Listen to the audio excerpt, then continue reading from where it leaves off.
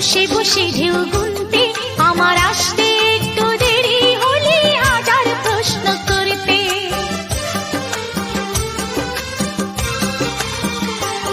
তুমি জলের বুকে পাথর ছুঁড়ে বসে বসে ঢেউ গুনতে, আমার আসতে একটু দেরি হলে হাজার প্রশ্ন করতে।